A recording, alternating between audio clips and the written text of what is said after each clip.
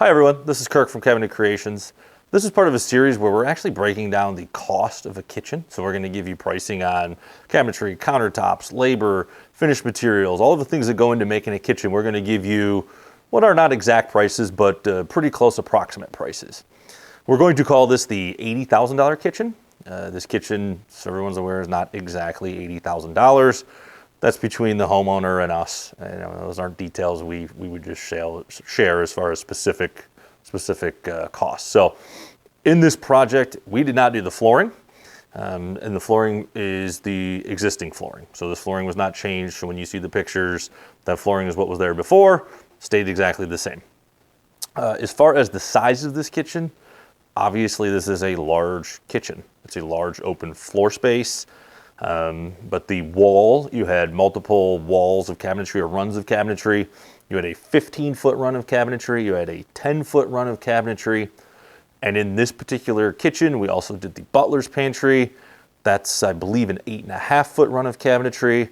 And then we had a pretty large island. The island is 8 feet by approximately 5 feet. So bunch of cabinetry, pretty large space, and you guys will see in the pictures, it's a beautiful space when it was all said and done. So, as normal, the pricing does not include appliances.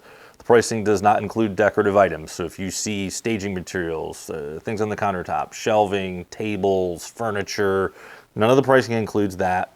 So what we will be talking about specifically is cabinetry, countertops, backsplash, finished details, and then the labor component of the price. So in this kitchen, the cabinetry is the star of the show, I think is the best way to say it. The cabinetry is very, very nice. It's from a semi-custom line, but it is at the higher end of that semi-custom line, and it is packed with beautiful things. We have two different finishes. We have what is a stained riff cut white oak, which is an upgrade, and white oak is very popular right now. It's a beautiful, beautiful riff cut white oak, something we sell a ton of right now. And then we have what is a painted finish, more of a standard white. It's a beautiful finish, but it's a standard white finish. And that's sort of industry standard 10% markup. So anytime you're gonna go to what is a painted cabinet over a stained cabinet, you're gonna pay a 10 to 20% premium to get into painted.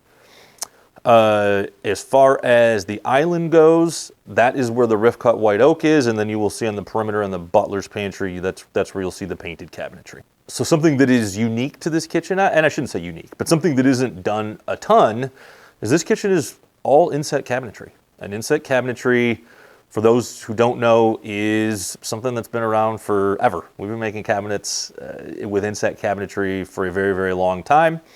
It's a timeless look. It lasts forever. It's not a particularly modern look, but inset is generally speaking going to be an upcharge as well. In this particular kitchen and in this particular line, we don't have to upcharge. So there is no upcharge in this particular line for inset. This cabinetry is also soft close, hinges, and drawers. So obviously you would expect that in a kitchen this nice, but we will say that is in there. It's maple doors. You have 5-piece drawer fronts. All in all, very nice cabinetry, very nice finish. So you start to see the details in this cabinetry, and as I go through the details, you'll start to understand why this cabinetry was the cost that it was. It's very, very nice cabinetry inside as well. And that's when we think about kitchen pricing and we think about the cabinetry pricing, what's inside of the cabinets is often what drives the cost of the cabinetry up substantially. And I'm going to go through a list. I'm going to read straight from the list because the amount of details and the amount of accessories in this cabinetry is enormous, to be quite honest. So I'm going to grab my list and I'm going to read from it.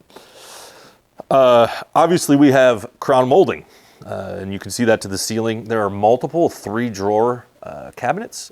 Any sort of drawered cabinetry becomes more expensive than your standard door cabinetry. Anytime you add a drawer, you add more detail, you add more hardware, it becomes more expensive. So in this kitchen, multiple 3-drawer boxes. There are rollouts everywhere. As far as rollouts, you open the doors and there's a tray that rolls out so you can access all of the stuff that's in the side of the cabinet, easier than you could if there was just a shelf. And they're everywhere. Like I said, I'm not sure there isn't a cabinet that doesn't have rollouts. There's obviously stacked cabinets to the ceiling, as you can see in the pictures. We do have a blind corner. The blind corner in this particular kitchen has, we don't know the exact name of it, but it has what is a wire rack that you can pull in and out. And what that allows for is in a dead corner, in a blind corner, you have what is dead space. This allows for you to use that dead space and then pull it out. And Dufty can show a picture of it. Make sure you show a picture of it. You can pull this out, and now you have what is access to 80% of this cabinetry, or this blind corner. So it actually is a really nice feature. It's pretty pricey, but man, it is a nice feature when you think about blind corners. The island is boxed and finished with multiple end panels, and we wrapped the island with furniture-based molding. Gives it a very high-end look. Obviously that drives cost up. All of those little details, all of the box ends and the end panels and the furniture base. When you start to think about lineal foot of furniture base, it's very, very expensive, to be honest. All of the cabinetry has full extension drawer guides. The hood in this kitchen, as you can see, is sort of a focal point. It's a beautiful, beautiful hood. That hood is wide because of the range size. It also comes with the actual electrical vent hood itself. So when we think about price, that's included in there as well. And the upper cabinets obviously have glass, finished interiors, and we did in-cabinet lighting. So we ended up having to make some modifications to the cabinetry to house the in-cabinet lighting. We'll talk more about that later. There is a 2-drawer base in this kitchen. Within the 2-drawer base are drawers inside of each one of those drawers. So when you open the top drawer of that 2-drawer base, there's another drawer inside that houses cutlery. So you can sort of hide cutlery. You can do anything you want with that drawer, obviously, but that has a cutlery insert in it. There's an upgraded trash pullout. So there's multiple different trash pullouts. Trash pullout in and of itself is an upgrade. It's very nice. This even has an upgraded trash pullout. This does have under cabinet lighting. We also added a built-in drawered microwave in this, as you can see in the pictures. And so on the island, something I forgot to mention, there's a flush toe kick as well, which is just another detail that makes that island look just high-end. That island is absolutely beautiful. So I sort of said the hood is maybe the focal point. To me, I look at that island and I say, man, what a nice, well-executed island. It's beautiful. The panels, the furniture base, the flush toe kick, the accessibility under the island. It's beautiful. It's a statement.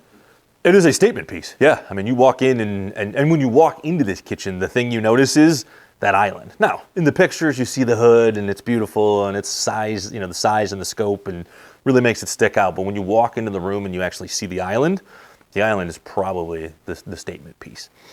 So as far as cost on this cabinetry, I know there's a lot of detail, and I'll be honest, I left some of the detail out because, we could have done a 20-minute video on all of the detail related to the cabinetry. These are the highlights of the cabinetry. That cabinetry, $40,000 to $50,000.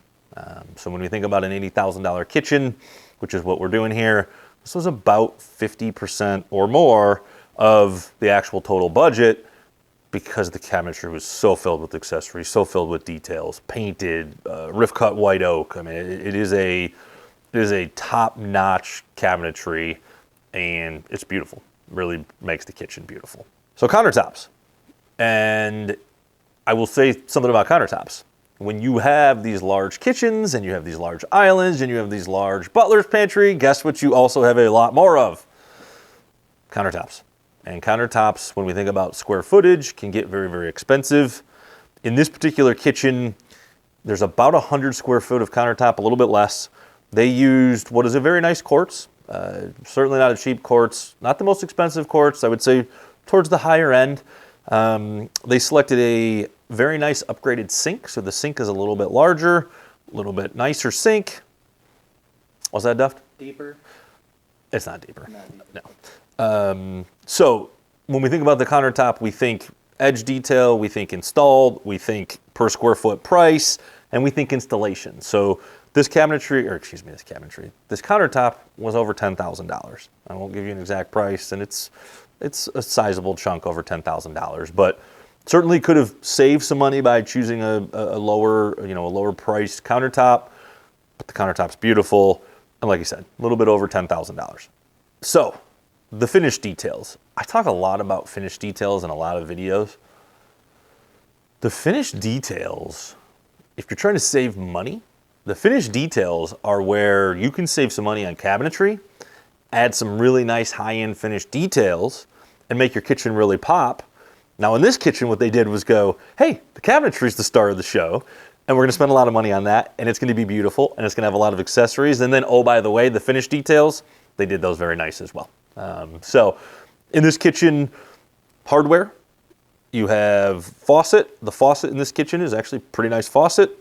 We did 3 pendant lights. We did lights in the or light over the pantry, and we added and or modified about 10 recessed lights. We have an air switch for the garbage disposal. We have a garbage disposal.